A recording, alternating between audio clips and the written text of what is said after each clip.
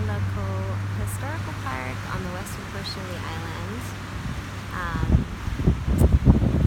It's lovely, sprinkling a little bit. Breeze was really great. Waves in the background. So wonderful, natural, love, beauty, nature in the background for our inspiration today for this Transformation Thursday. So welcome. Hello, welcome to Transformation Thursdays. I am your host, Escobar, founder of Social Change Coalition, a grassroots global justice project promoting an agent of change mindset. And when we're thinking about being activated and being ready to engage in creating some change, often that is really looking at some of the key foundational components that we might need to think about. And within our particular approach, we talk about utilizing compassion for self and others as a really core first initial element to be considerate of and to enhance our skills within so that we can move along the process of activating our voice, then collaborating, and later taking action. And so for the last 3 sessions, we have been using Dr. Rosenberg's conversations of nonviolent communication. And within his nonviolent communicative process, he talks about a couple of key components which are considered communicative blocks when we think about communicating with compassion. And so these series have been focused on thinking about communication for liberation and community building. So when we think about compassion within and externally, there are those 2 layers. First, compassion within. So we think about it from a lens of communication. It's really important to really be considerate of where am I in the process? How am I exhibiting that within? And then compassion exteriorly, how are we engaging in compassion as we are considering other people in our social world? So again, we've been using Dr. Rosenberg's conversation on communicative blocks these last 3 sessions. And so today, I'd like us to explore the very last component to his conversation on communication blocks.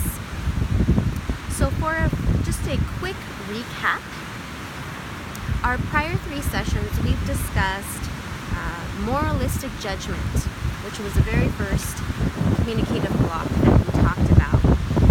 We spoke on making comparisons, that being another form of judgment, but very unique in and of itself. And last time we were together, we talked about denial of responsibility. So today, I want us to think a little bit about the very final communicative block, demands. And within the framework of Dr. Rosenberg's work, he speaks on these 4 blocks on being life-alienating communicative patterns. So let's dive into that a little bit. Let's think about that a little. So if we think about communicative blocks that we experience on a daily basis, communicative demands, the final life-alienated block that Dr. Rosenberg speaks of, talks about communication when we communicate our desires and thoughts as demands, as a core block within our capacity to cultivate compassion. So why might this be? Why might it be a huge element of disadvantage when we're thinking about communicating, when we communicate our desires and thoughts as demands? Well, demands explicitly or implicitly threaten the listener with blame or punishment if they do not comply.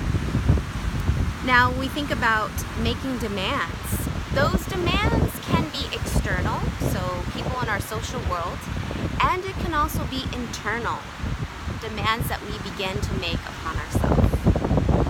And so, thinking about demands being made and it being a threat with the blaming and recourse in terms of punishments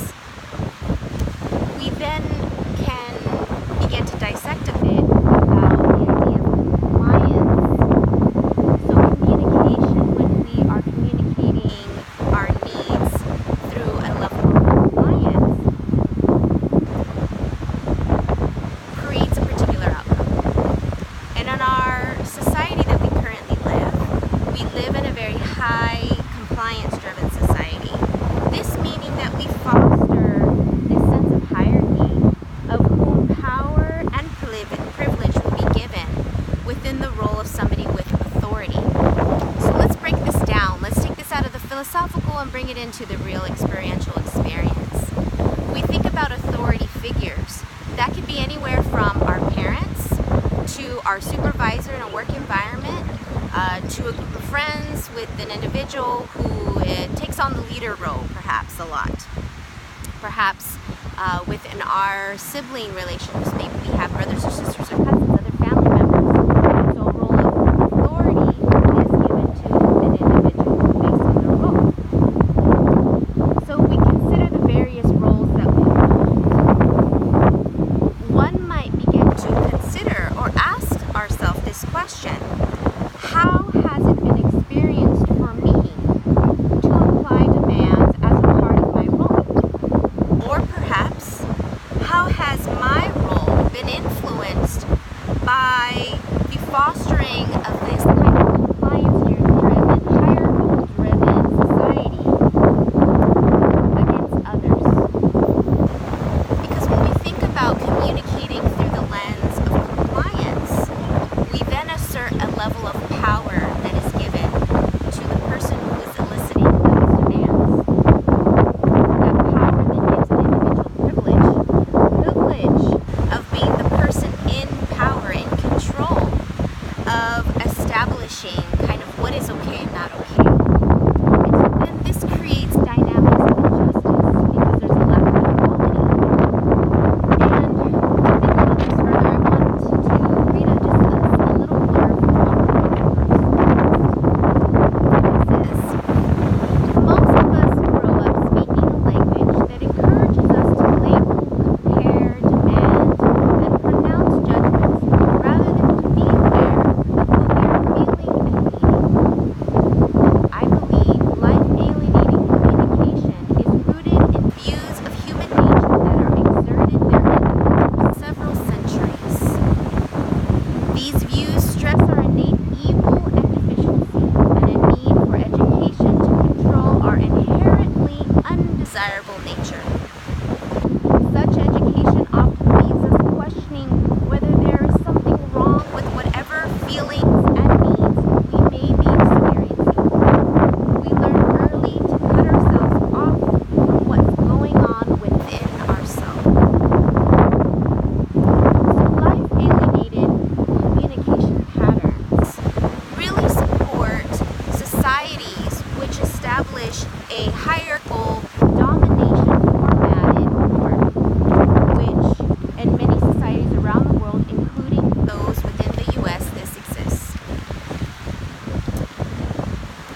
And so when we think about this further, we can think a little bit about how we, through communicating, establish power over, we exert power over others, rather than sharing the power we might hold within our role with another, simply by the communicative pattern in which we utilize. I think about this deeply when I think about my relationship with my son, or I think about my relationship with my peers, friendships. Those roles and hats I wear are very unique and very different. However, my need and desire to be in connection, to have connection, to be understood, and to have my feelings and needs validated and included, as well as being able and willing to be open to hear the feelings and needs of the other individual that I'm engaging in a relationship with, is very important to me. And yet, the way in which that involves is very different. And a lot of that has to do with the normalized senses in which we are examining and looking at authority and how power is distributed within roles.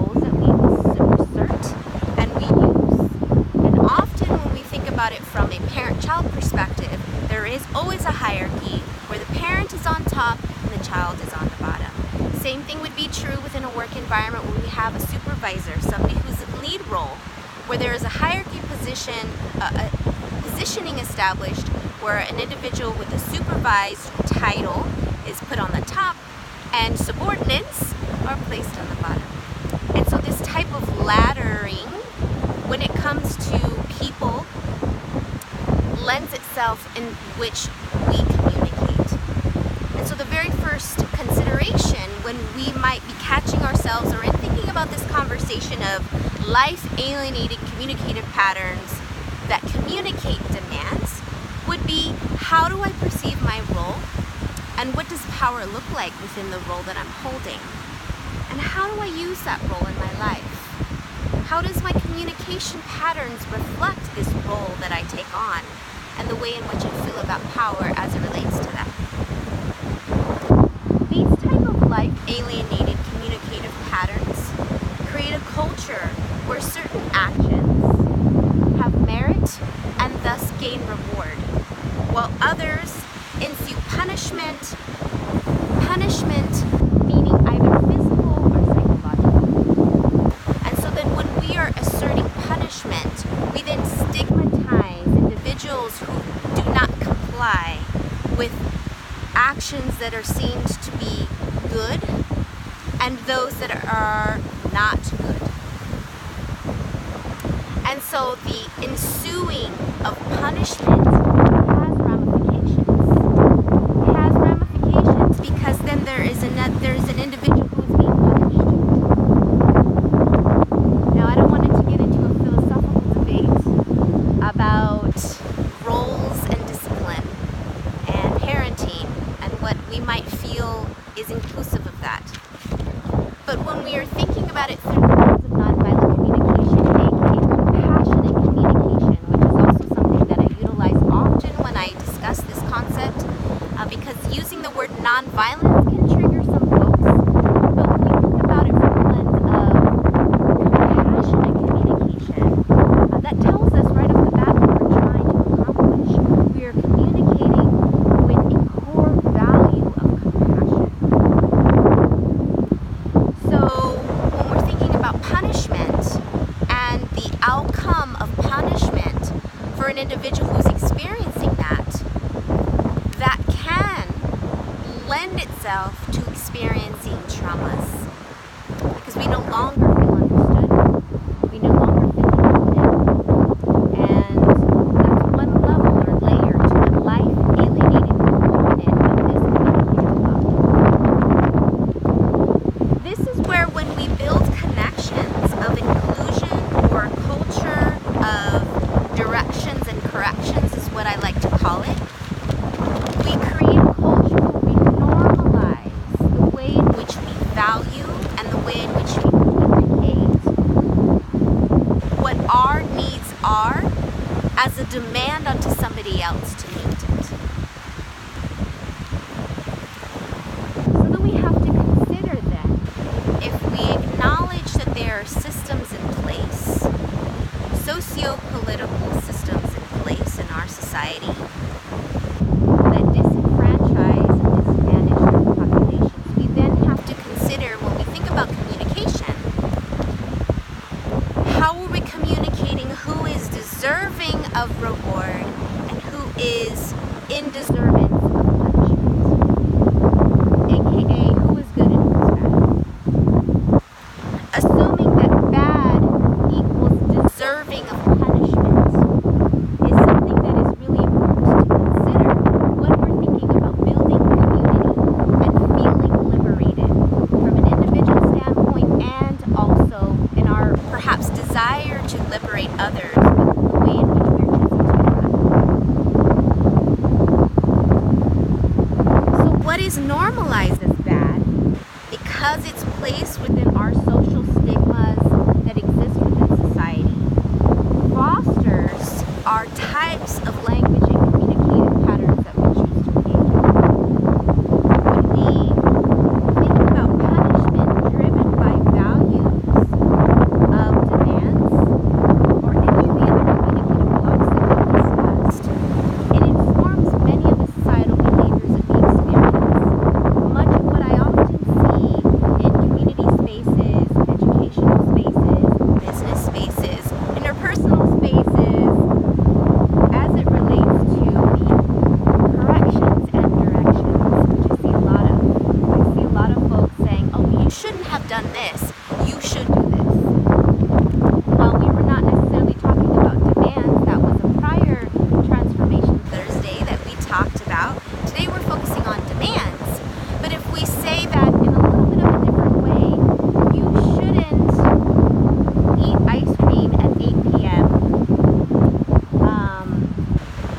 you're gonna get fat, and nobody likes a fat person. Just making up things right now off the cuff of my mind.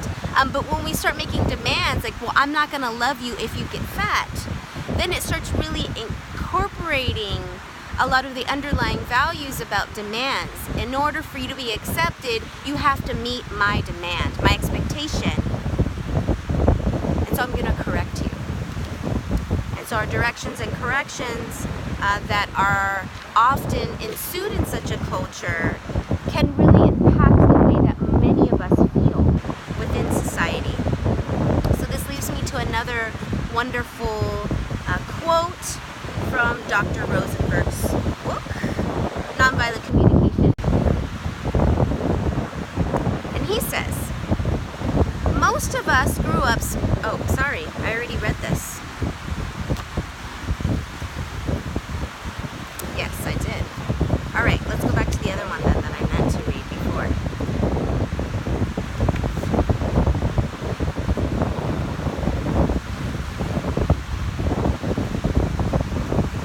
Well, I lost my place. It's okay. The point that I wanted to make with the particular passage that I lost my place for is to really think about some of the patterns that are intergenerational, that are passed down from generation to generation. And often it is not something that we're consciously aware of. I had a really lovely visit with a wonderful friend of mine last night. And we really started talking and thinking about our own personal experiences as parents, as mothers, and our own experience being mothered or being parented. And how many of the patterns in which we've experienced, because we have a conscious awareness of it, we intentionally engage in communicating and interacting and intuitively sensing our own states in order to be an active parent within a level of consciousness. But many of these intergenerational patterns are unaware. We are unaware of them. And so they have deep psychological, political, and social indicators in terms of how they really affect not only us, but our community and the larger country that we live in. Because these types of values promote an innate evilness and deficiency within the need to comply within the correcting of what is okay and not okay.